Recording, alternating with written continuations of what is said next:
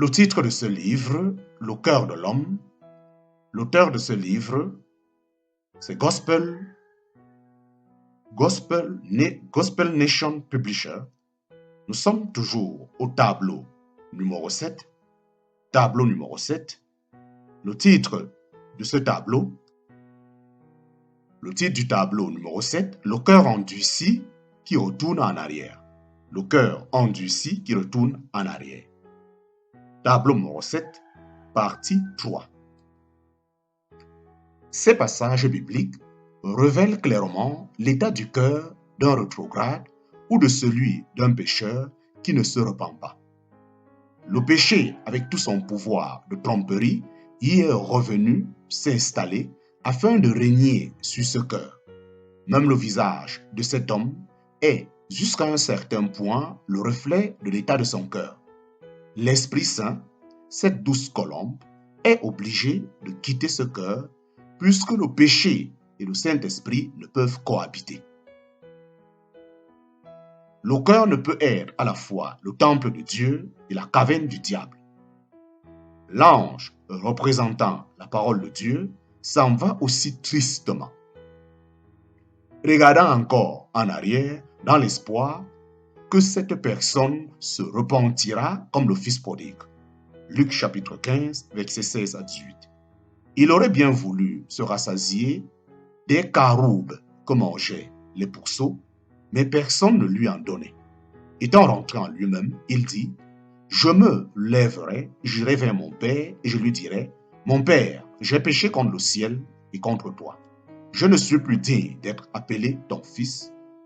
Je ne suis plus digne d'être appelé ton fils. » Le père, en voyant son fils repentant, lui pardonna et le mit au large.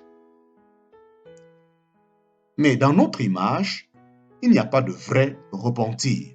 Cet homme ne se tourne pas vraiment vers Dieu. Et il ne cherche pas son pardon aux pieds de Jésus. Sa conscience est pour ainsi dire cautérisée au fer rouge. Sa conscience est pour ainsi dire cautérisée au fer rouge. Sa conscience est pour ainsi dit cautérisée au fer rouge. Elle dort, en parenthèse, vouée au silence. Il a des oreilles, mais il n'entend pas la voix de Jésus.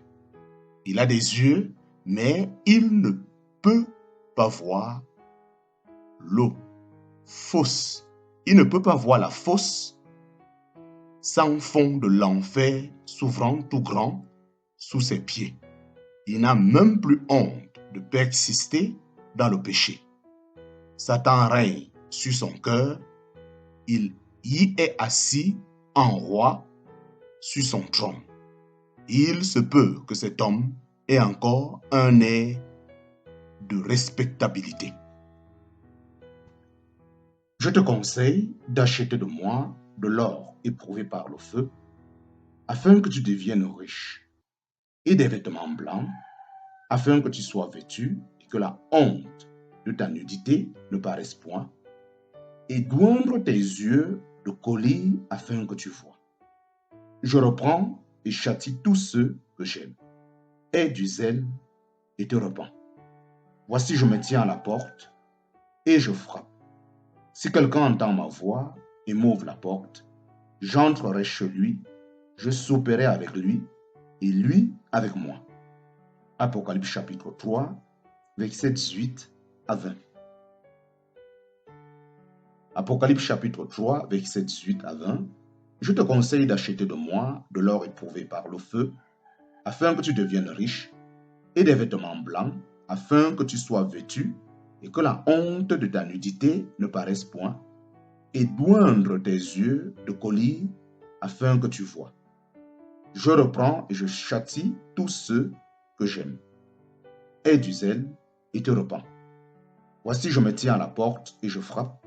Si quelqu'un entend ma voix et m'ouvre la porte, j'entrerai chez lui, je souperai avec lui et lui avec moi.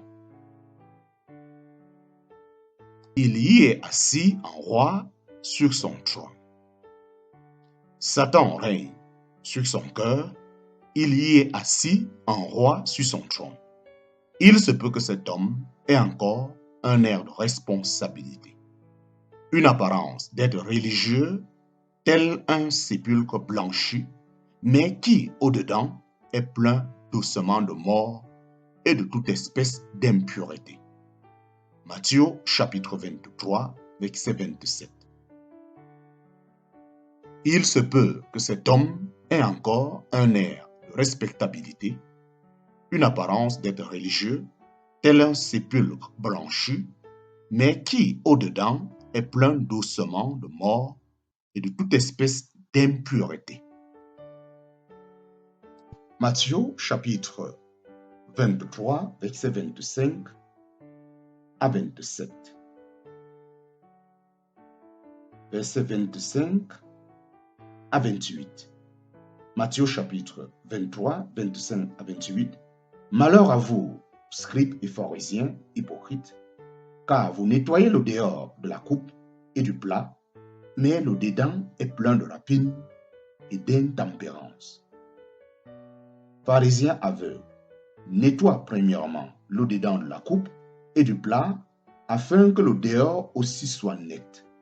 Malheur à vous, scribes et pharisiens hypocrites, car vous êtes semblables aux sépulcres blanchis qui paraissent beaux par dehors, mais qui au-dedans sont pleins d'ossements de mort et de toutes sortes d'ordures. Ainsi, vous paraissez justes par dehors aux hommes, mais au-dedans, vous êtes pleins d'hypocrisie et d'iniquité. Matthieu chapitre 23, versets 25 à 28. Malheur à vous, scribes et pharisiens hypocrites, car vous nettoyez le dehors de la coupe et du plat, mais le dedans est plein de rapine et d'intempérance. Pharisiens aveugles, nettoie premièrement le dedans de la coupe et du plat, afin que le dehors aussi soit net. Malheur à vous, scribes et pharisiens hypocrites, car vous êtes semblables aux sépulcres blanchis qui paraissent beaux par dehors, mais qui au-dedans sont pleins d'ossements de mort et de toutes sortes d'ordures. Ainsi, vous paraissez justes par dehors aux hommes, mais au-dedans, vous êtes pleins d'hypocrisie et d'iniquité. Le père du mensonge occupe maintenant la place de l'esprit de vérité. Chaque animal, chaque péché est accompagné d'un démon spécial, d'un esprit impur qui maintenant occupe le cœur. Quoiqu'il aimerait sa liberté de ce tortionnaire, quoiqu'il aimerait se libérer de ces tortionnaires, ils le tiennent enchaîné. Celui qui a violé la loi de Moïse meurt sans miséricorde sur la déposition de 2 ou de 3 témoins. De quel pire châtiment pensez-vous que sera jugé celui qui aura foulé aux pieds le Fils de Dieu, qui aura tenu pour profane le sang de l'alliance par lequel il a été sanctifié et qui aura outragé l'esprit de la grâce? Hébreux chapitre 10, versets 28 à 29. Lis aussi 2 Pierre chapitre 2, versets 1 à 14. Quoiqu'il aimerait se libérer de ces tortionnaires, ils le tiennent enchaîné. Celui qui a violé la loi de Moïse meurt sans miséricorde sur la déposition de 2 ou de 3 témoins. De quel pire châtiment pensez-vous que serait jugé celui qui aura foulé aux pieds le Fils de Dieu, qui aura tenu pour profane le sang de l'alliance par lequel il a été sanctifié et qui aura outragé l'esprit de la grâce? Hébreux chapitre 10, versets 28 à 29. Hébreux chapitre 10, verset 26. Hébreux chapitre 10, versets 26 à 31. Car si nous péchons volontairement, après avoir reçu la connaissance de la vérité, il ne reste plus de sacrifice pour les péchés, mais une attente terrible du jugement et l'ardeur d'un feu qui doit dévorer les adversaires. Si quelqu'un avait méprisé la loi de Moïse, il mourrait sans miséricorde sur la déposition de 2 ou de 3 témoins.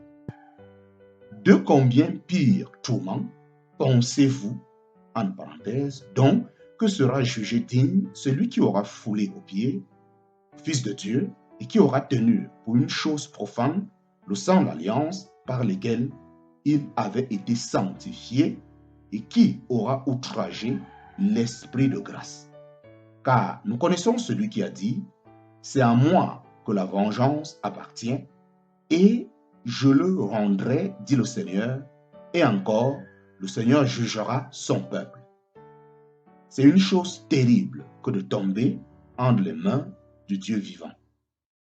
Hébreux chapitre 10, versets 26 à 31. Car si nous péchons volontairement, après avoir reçu la connaissance de la vérité, il ne reste plus de sacrifice pour les péchés, mais une attente terrible de jugement et l'ardeur d'un feu qui doit dévorer les adversaires. Si quelqu'un avait méprisé la loi de Moïse, il mourrait sans miséricorde sur la déposition de 2 ou de 3 témoins. De combien pire tourment pensez-vous, en parenthèse, donc, que sera jugé digne celui qui aura foulé aux pieds le Fils de Dieu et qui aura tenu pour une chose profane le sang de l'alliance par lequel il avait été sanctifié et qui aura outragé l'Esprit de grâce. Car nous connaissons celui qui a dit, « C'est à moi que la vengeance appartient, et je le rendrai, dit le Seigneur, et encore, le Seigneur jugera son peuple. » C'est une chose terrible que de tomber entre les mains du Dieu vivant.